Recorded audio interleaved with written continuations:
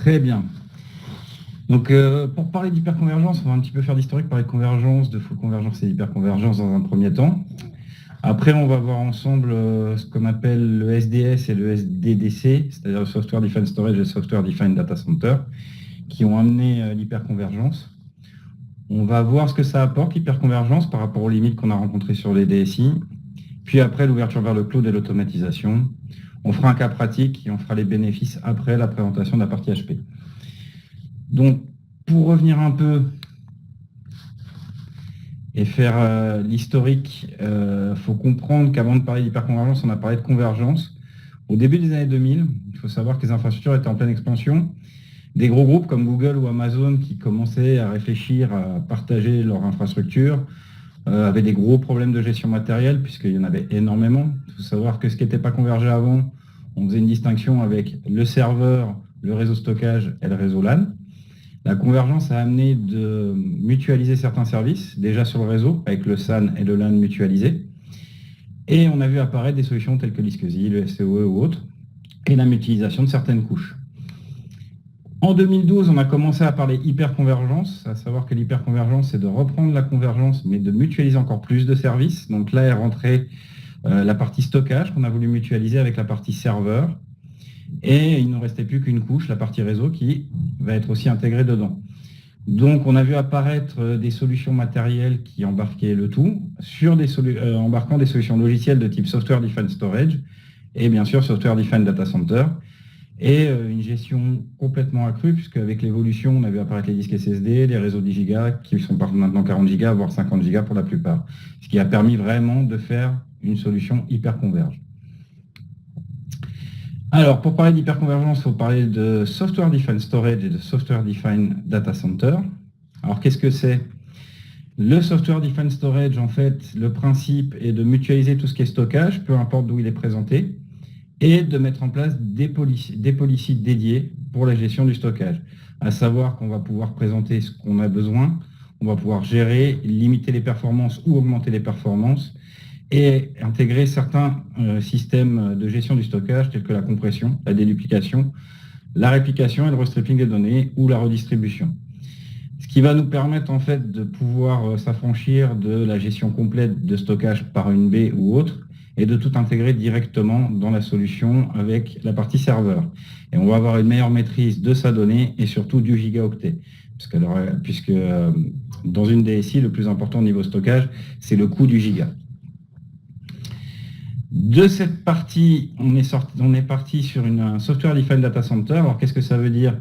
C'est que pour des raisons de gestion en data center d'espace, de coûts, il a fallu qu'on optimise et qu'on mutualise certains services. L'hyperconvergence a permis d'apporter ce genre de solution, à savoir que l'hyperconvergence était capable de prendre en charge la partie physique, donc serveur, réseau, stockage, la partie gestion de cette partie-là, à savoir la couche de virtualisation pour la partie serveur, le Software Defined Storage pour la partie stockage et le Software Defined Network pour, pareil, le partage du réseau.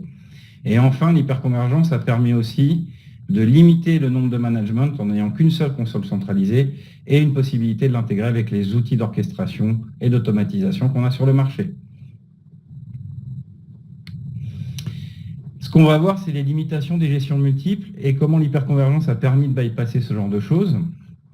À savoir que dans l'infrastructure, avec l'évolution, on a vu apparaître la virtualisation, donc la possibilité de mutualiser les serveurs physiques, c'est-à-dire la puissance CPU et RAM, pour un ensemble de serveurs, ce qui a permis de créer un socle unique au niveau de l'infrastructure, de faciliter l'intégration des solutions et de pouvoir au mieux gérer les ressources qui étaient à notre disposition pour les distribuer aux différentes solutions.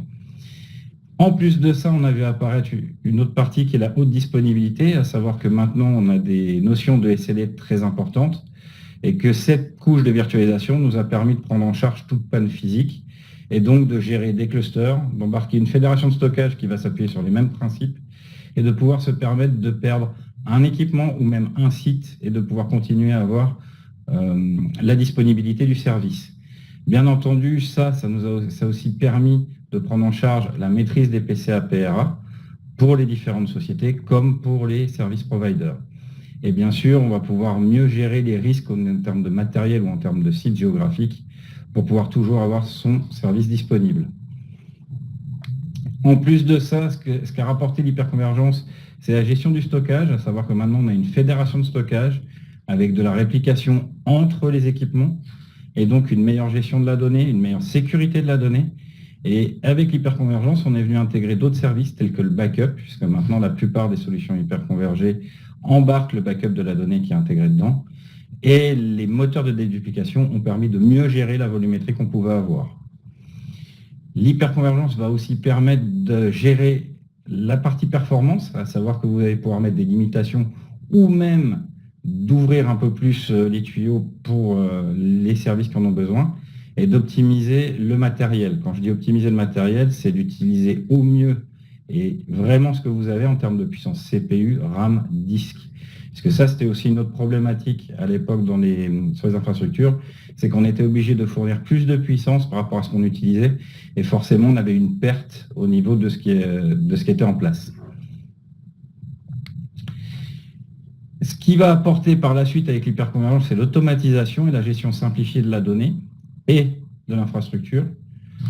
À savoir que si vous partez actuellement sur 2 nœuds hyperconvergés, vous allez avoir 2 serveurs embarquant du stockage, le réseau pour votre infrastructure. Et demain, si vous avez besoin d'évoluer, il faudra juste rajouter de nouveau des systèmes convergés et hyperconvergés exactement de la même configuration, ce qui va vous permettre d'augmenter votre volumétrie et votre puissance. L'avantage de ce genre de choses, c'est que l'évolution est déjà maîtrisée, simplifiée, du fait que vous allez reprendre exactement les mêmes types de solutions et que cette intégration, vu que vous avez déjà une solution en place, se fera simplement. Donc en fait, l'évolution d'une infrastructure est complètement simplifiée par l'hyperconvergence, du fait que vous n'avez pas besoin de réfléchir aux compatibilités, réfléchir à ce que vous avez besoin, vous avez juste à rajouter des nodes en plus. La gestion centralisée va se faire par rapport aux outils déjà existants, puisqu'on va s'appuyer sur des outils de virtualisation, principalement VMware, mais vous avez aussi Hyper-V qui est supporté. L'avantage de ça, c'est que les outils de gestion de l'hyperconvergence vont venir s'intégrer dans les consoles déjà connues par les administrateurs. Donc vous aurez une gestion complètement simplifiée et pour l'administrateur, une visibilité des équipements et de son infrastructure beaucoup plus simple, puisqu'il n'aura pas besoin de se connecter à différents endroits, il n'aura qu'une seule console de gestion. Je vous ai mis en exemple la gestion de modules hyperconvergés à travers VMware. Donc c'est des plugins qui sont rajoutés, ça vous permet de voir l'état de votre capacité de stockage, les performances, ainsi que l'utilisation et même le backup. Cet enjeu-là est très important pour le cloud, puisque au niveau du cloud, ce qu'on va essayer de rechercher, c'est d'avoir qu'un seul point d'administration, qu'un seul point d'accès pour les utilisateurs et de pouvoir prendre en compte tout ce qu'on peut mettre dans une infrastructure. Donc pour vous expliquer par rapport au tableau que vous avez là, l'infrastructure est complètement virtualisée, donc l'hyperconvergence. Vous avez virtualisé le CPU, la RAM, le disque, le réseau. Vous allez pouvoir distribuer tous les services que vous avez besoin. Et afin de s'intégrer complètement dans le cloud, on va venir intégrer ça sur les consoles déjà existantes par des API, par des plugins, par différents petits modules qui vont permettre de gérer au mieux ces modules d'hyperconvergence. Dans l'exemple que je vous ai mis, ce qui est le plus utilisé, on va avoir la partie API Amazon ou la partie API OpenStack, très connue dans le monde du cloud, mais vous avez aussi la partie des backups tels que Vim, tels que NetBackup ou, comme je vous disais, sur Hyper-V, sur la partie Windows Data Center. On va avoir l'avantage aussi de ce genre de solution, c'est qu'on va venir s'intégrer avec les outils d'analyse, de monitoring et de supervision. Donc en fait, vous allez vous retrouver avec un outil qui peut complètement s'intégrer à une infrastructure et qui en plus vous apporte toute la visibilité que vous pouvez avoir sur votre infrastructure, à tous les niveaux. Alors, chez Groupe Easy, on a un cas pratique qu'on a utilisé, à savoir que ce cas pratique, on avait un besoin d'une solution de poste virtualisée type VDI. Il fallait que cette solution soit disponible, qu'on ait une gestion très simple, puisque ça reste un outil interne, que les sauvegardes soient intégrées et qu'on puisse évoluer, puisque le groupe Easy a évolué aussi, donc on soit capable au niveau de notre infrastructure de poste virtualisée d'évoluer dans le bon sens. À savoir que si demain nous intégrons 20 salariés supplémentaires, on soit capable de leur fournir 20 postes virtualisés. Donc pour nous, l'hyperconvergence nous permettait de répondre à ces contraintes-là. Du fait que le rajouter pour nous du VDI nous demandait juste à rajouter des notes supplémentaires, ainsi que ça répondait à la partie de gestion des sauvegardes intégrées de ces postes-là. Donc on est parti facilement sur l'hyperconvergence, ce qui nous a permis de prendre en compte de rajouter des nœuds, de prendre en charge cette partie-là, et en plus, pour la disponibilité, du fait qu'on a 2 sites, ça nous permettait de séparer, de faire un géocluster en fait de cette solution et de pouvoir gérer au mieux la présentation de ces postes virtualisés, de ces postes clients virtualisés à nos utilisateurs. On ne s'est pas embêté à l'intégrer, puisqu'il s'est intégré facilement avec nos outils, que vu que c'est une couche virtualisée VMware, on pouvait le gérer de la même façon qu'on peut gérer une plateforme mutualisée, et qu'en même temps, pour les utilisateurs, il y avait toujours ce niveau de disponibilité accru, puisqu'ils peuvent avoir accès à leur poste virtualisé, même en cas de panne matérielle ou en cas de panne sur un de nos sites. Cette solution on s'est appuyé sur les technologies d'HPE, à savoir HPE SimpliVity, où on est parti sur des configurations répondant à notre besoin. Et l'avantage qu'on avait de partir sur ces solutions, c'est qu'on pouvait embarquer la partie graphique si besoin. Voilà, je vais laisser la parole à Aurore pour vous présenter la partie hyperconverge côté HP.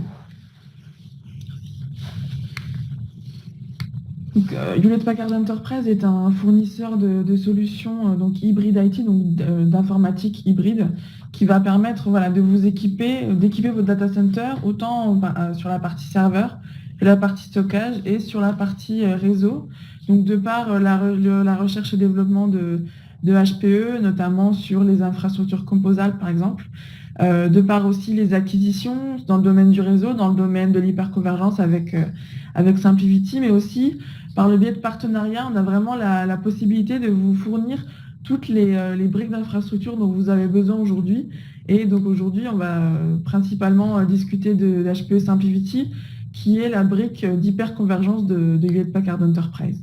Donc un petit état du marché. Aujourd'hui, le marché de l'hyperconvergence est l'idée, on va dire, par 3 acteurs majeurs qui sont Dell EMC, HPE et Nutanix. Aujourd'hui, la croissance du marché de l'hyperconvergence est vraiment exceptionnelle. Entre 2017 et 2018, on a eu 130% de croissance sur ce marché-là. Donc le marché français est vraiment prêt pour l'hyperconvergence, et je dirais que le marché français est prêt aussi pour HPE SimpliVity. Sur la seule année, donc entre 2017 et 2018, HPE SimpliVity a fait une croissance de plus de 200%. Donc à une croissance beaucoup plus élevée que la croissance du marché. Et c'est vraiment pour vous simplifier la vie aujourd'hui que l'on vous propose de l'hyperconvergence et en particulier HPE SimpliVity. Donc pourquoi HPE SimpliVity? Donc j'imagine que vous connaissez à peu près tous la plateforme convergée que vous voyez à gauche de votre écran. C'est une infrastructure qui est configurée en silo, c'est-à-dire que vous allez avoir vos serveurs d'un côté, vos baies de stockage de l'autre, administrés par un hyperviseur avec les logiciels de sauvegarde qui sont aussi à part. C'est une infrastructure qui est longue à déployer, qui est coûteuse, on ne va pas se mentir. C'est une infrastructure qui est assez coûteuse, qui est difficile à administrer, qui va demander peut-être plusieurs administrateurs pour administrer toute l'infrastructure. Nous, ce qu'on vous propose aujourd'hui avec HPE SimpliVity, c'est une infrastructure simple. Donc c'est une infrastructure qui va regrouper le stockage et la brique stockage et la brique serveur dans un seul matériel. Donc un matériel HPE, DL380 ou Apollo 2000, qui vont vous permettre de rationaliser votre data center et d'avoir un matériel pour avoir votre stockage, votre serveur, votre couche d'hyperviseur. Voilà. Et tout ça via une administration simple, comme le soulignait Sébastien tout à l'heure, donc sur l'hyperviseur, sur la console d'hyperviseur VMware ou Microsoft aujourd'hui. Aujourd'hui, la gamme HPE SimpliVity, donc on a 2 modèles. Donc un modèle avec sur DL380. Donc le DL380, c'est un serveur très fiable. C'est un des serveurs les plus vendus au monde. C'est un serveur dont on connaît tous les composants. On développe la puce silo qui nous garantit une vraie sécurité sur ce type de serveur-là. Et donc c'était vraiment normal que l'on développe SimpliVity sur ce matériel-là. Aujourd'hui, la gamme se compose de 5 modèles, donc de l'extra small à l'extra large. Donc c'est comme les tailles de vêtements, c'est pas compliqué. Donc ce qui va différencier ces modèles, ça va être essentiellement la volumétrie de stockage. Aujourd'hui, donc, vous avez 5 types de stockage, donc 3 Tera à 40 Tera en stockage brut, ce qui donne en volume dédupliqué, compressé et après formatage de 6 Tera à 80 Tera. Donc cet espace de stockage-là, il vous est vraiment dédié. C'est vraiment pour vos besoins. Et sachez que ces volumétries-là, elles ne sont pas figées, elles tendent à évoluer selon l'évolution de vos besoins. Vous allez pouvoir passer d'un modèle S à un modèle M, d'un modèle M à un modèle L en termes de stockage. Vous allez pouvoir rajouter un processeur sur des modèles monoprocesseurs et rajouter de la RAM, et ça directement dans les serveurs SimpliVity. Donc vous allez vraiment avoir une vraie évolutivité de vos modèles sans avoir forcément à racheter un serveur supplémentaire. Le deuxième modèle, donc c'est sur serveur Apollo 2000. Donc le serveur Apollo 2000, en termes de taille, c'est un format 2U, comme le DL380, à la différence que l'Apollo 2000 est un châssis qui va pouvoir accueillir jusqu'à 4 serveurs. Donc vous allez avoir une meilleure densité, une plus grande densité en termes de performance CPU, étant donné que vous allez avoir jusqu'à 8 CPU par modèle. Donc ces modèles-là, vous allez avoir un stockage qui va être figé, donc à 7 Tera brut et 15 Tera en modèle en dédupliqué et compressé, pardon. Donc ce modèle-là, on va le dédier plus pour des actions qui vont nécessiter de la puissance CPU, donc tout ce qui va être par exemple usage VDI. Étant donné qu'on va pouvoir aussi rajouter des cartes GPU, donc des cartes graphiques NVIDIA, qui vont aider à améliorer encore plus les performances graphiques que l'on a sur le SimpliVity 2600. Donc voilà, donc SimpliVity donc, avec ces deux gammes sur DL380 et sur Apollo 2000, vont vraiment pouvoir vous fournir de très grandes performances de stockage, si vous avez une grosse volumétrie de stockage à traiter, et aussi en termes de virtualisation, de poste de travail, notamment sur le 2600. Et je vais laisser Sébastien reprendre la main sur les avantages de SimpliVity. De l'hyperconvergence. De l'hyperconvergence, pardon. Donc pour revenir, l'hyperconvergence, ça vous apporte quand même plusieurs bénéfices. À savoir que vous allez partager vos ressources et optimiser les éléments de l'infrastructure, puisque vous allez optimiser au mieux l'utilisation de votre puissance CPU, ce qu'on appelle du compute, ou votre puissance stockage. Vous aurez une meilleure gestion des ressources, à savoir que vous appuyez sur des couches virtualisées, vous êtes capable de fournir un certain niveau de ressources aux différents environnements que vous allez gérer dessus. Vous allez pouvoir maîtriser les performances, que ce soit au niveau disque, au niveau CPU, au niveau RAM, et que vous allez avoir une console centralisée de gestion pour l'ensemble des actions que vous allez être menées. Donc vous n'aurez plus qu'une seule personne qui va intervenir et pas plusieurs personnes sur les différentes couches. L'autre avantage, c'est qu'avec la fédération de stockage, vous allez gagner la protection des données et l'optimisation de l'utilisation du stockage, puisque vous allez fédérer l'ensemble du stockage de tous les nodes que vous allez avoir. Il y aura une réplication entre chaque node. La perte d'un node vous permettra de continuer de travailler sans avoir une seule perte de données, comme ce qui est le cas actuellement avec une baie centralisée. Sauf que là, tout le stockage est embarqué directement au niveau du serveur. Vous allez avoir une partie intégration des backups. Alors, je vous rassure, si vous avez besoin d'externaliser les backups, il y a des plugins et des API qui existent sur la plupart des outils pour pouvoir les externaliser, mais ça vous permet d'avoir une meilleure gestion. Et sur des cas pratiques comme le nôtre, qui est le VDI, ça vous permet d'avoir des politiques de sauvegarde dédiées pour vos postes utilisateurs et d'avoir une sauvegarde de vos postes utilisateurs pour le coup. Et bien entendu, vous allez vous appuyer sur les principes de haute disponibilité, que ce soit au niveau du stockage, puisque la donnée étant répliquée, votre donnée sera toujours disponible tant que vous avez vos nodes. L'autre avantage de ce type de solution, c'est l'agilité, c'est-à-dire que quand vous mettez en place ce genre de solution, l'utilisation de cette solution se fait très facilement. Vous configurez une première fois le déploiement, c'est un déploiement très rapide, qui est automatisé. Le rajout de nodes vous demande juste à avoir l'adressage IP et la nomenclature de ces nodes-là. Ils vont reprendre la configuration en place et vont se déployer directement. Donc la disponibilité sera complètement garantie. Vous serez capable de maîtriser vos projets d'évolution au niveau de votre infrastructure, d'avoir des garanties de mise à disposition de la puissance et du stockage. Et bien entendu, vous aurez une solution unique, donc peu d'interventions multiples, puisque vous appuyez sur ce type de solution, vous restez sur ce type de solution, vous allez la faire évoluer, mais au moins vous n'aurez pas besoin d'avoir différents intervenants ou différents acteurs en fonction des couches de l'infrastructure.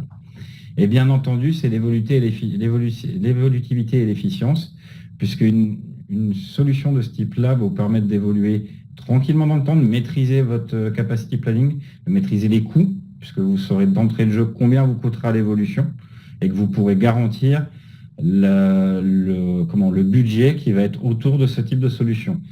Et bien entendu, la gestion des coûts et l'optimisation des disponibilités, puisque vous êtes capable de prendre en amont l'évolution de votre solution en fonction de votre besoin.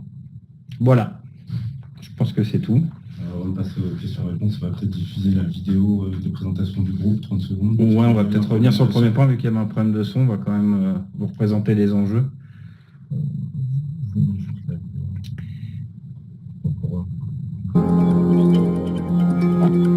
C'est une vidéo de présentation.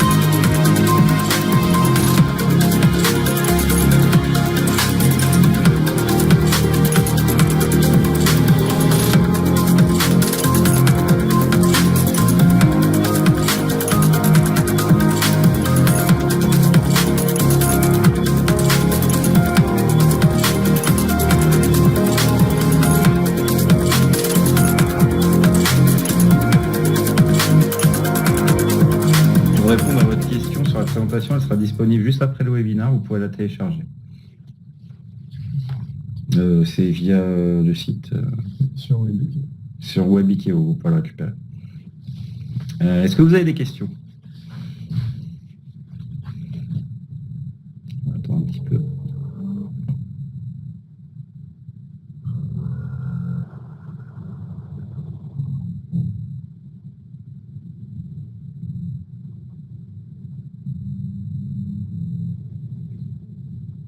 Alors là, on a Isabelle qui est en train de poser une question.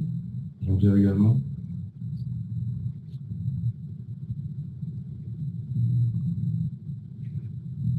Non, c'est qu'en fait, là, on présentait la solution HP Simplicity avec la présentation.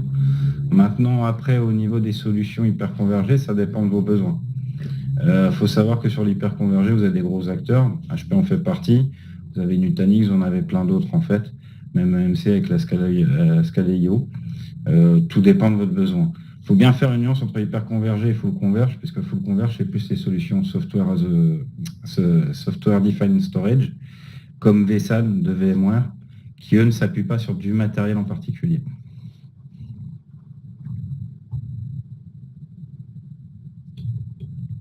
Vous avez d'autres questions ?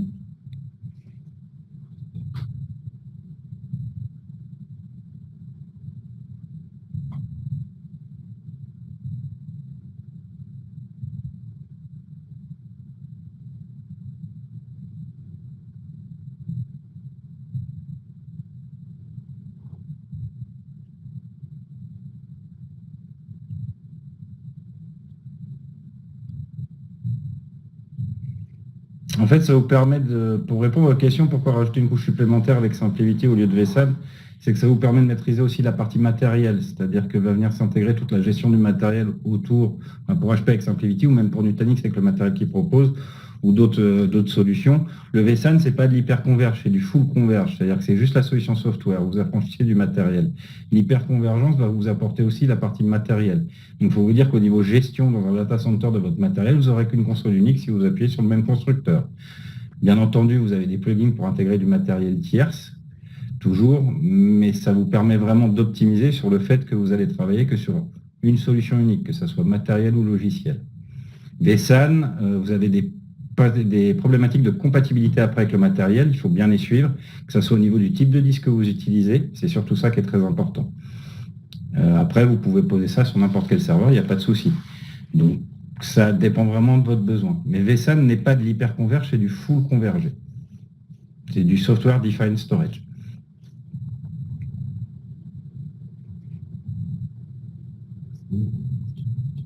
Vous avez d'autres questions?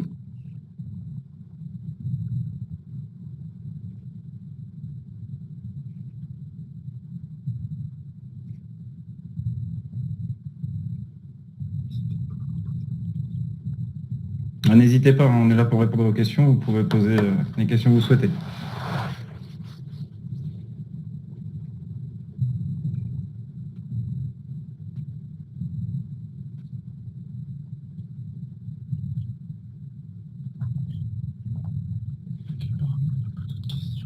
Il semblerait qu'il n'y ait pas d'autres questions. Dans tous les cas, de toute façon... Ah, attends, si, peut-être. Attends.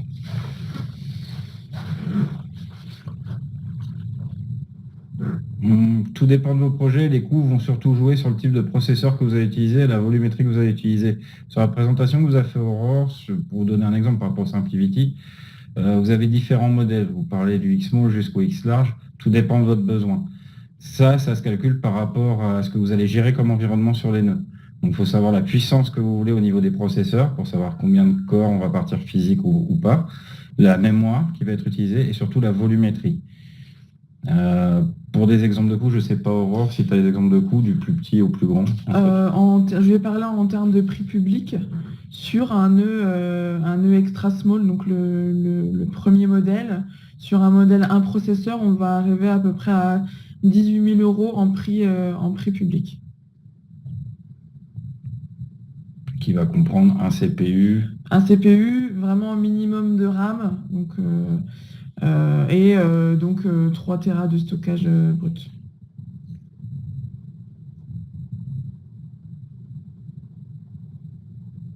Par rapport à une infrastructure normale où vous devez acheter les serveurs, la baie de stockage, les switches SAD et tout ce qui va autour, c'est vrai que le coût est moindre.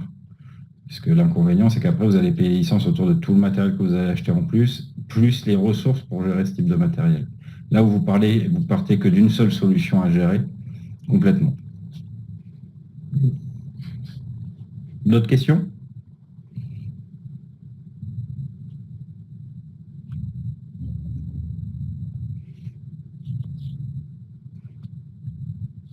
Pour revenir à la question sur le vSAN, c'est, comme je disais, c'est du full converge, ça n'embarque pas non plus le backup.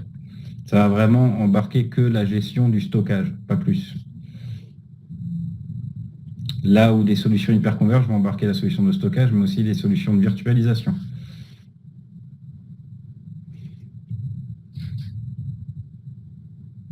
La solution SimpliVity, elle propose, on va dire 3 pans. Ça va vraiment être la simplification de la gestion du stockage. Donc avec cette brique qu'on appelle OmniStack qui va venir faire de l'optimisation de la donnée avec la déduplication et la compression.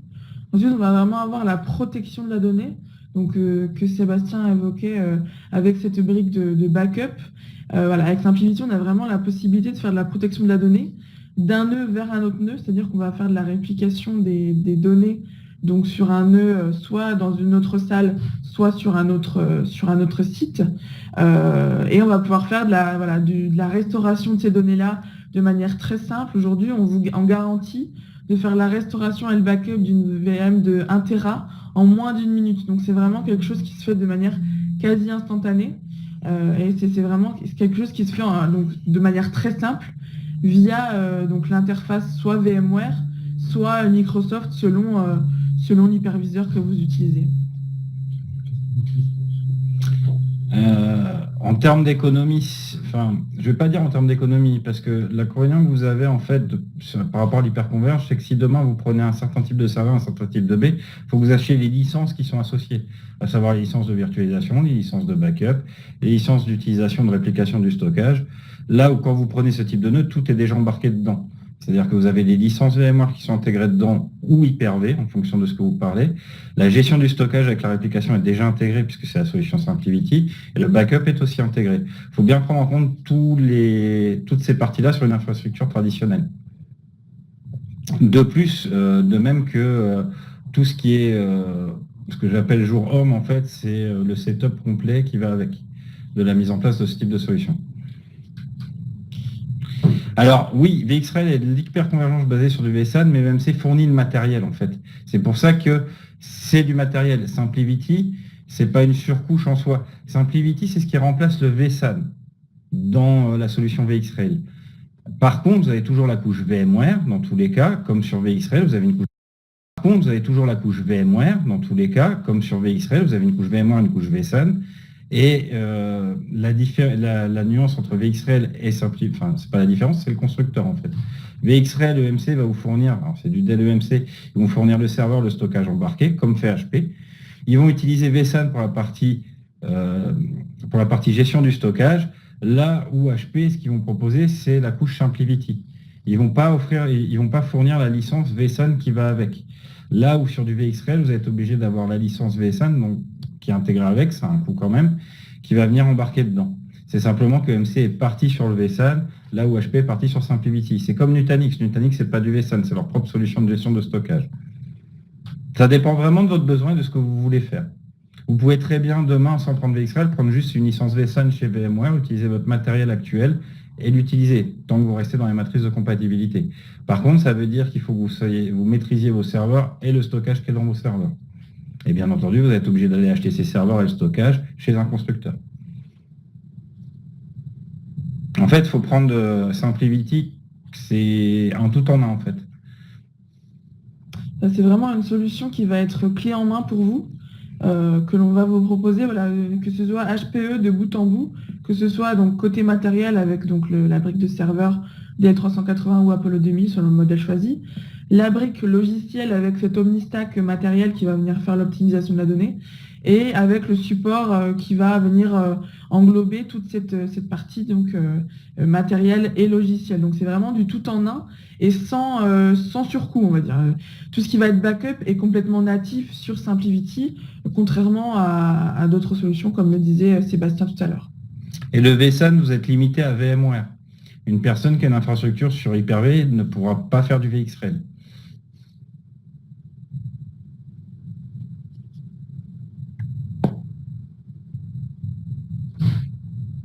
Vous avez d'autres questions ?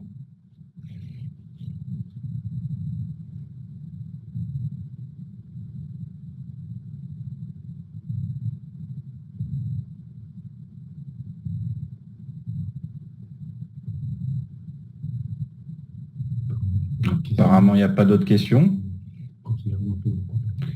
Dans tous les cas, on est joignable si vous en avez d'autres par la suite. La présentation sera disponible. Ah, une autre question.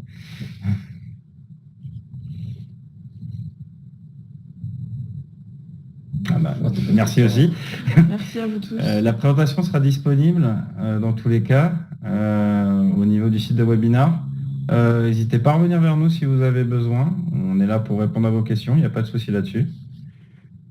Et voilà. C'est bon pour toi ?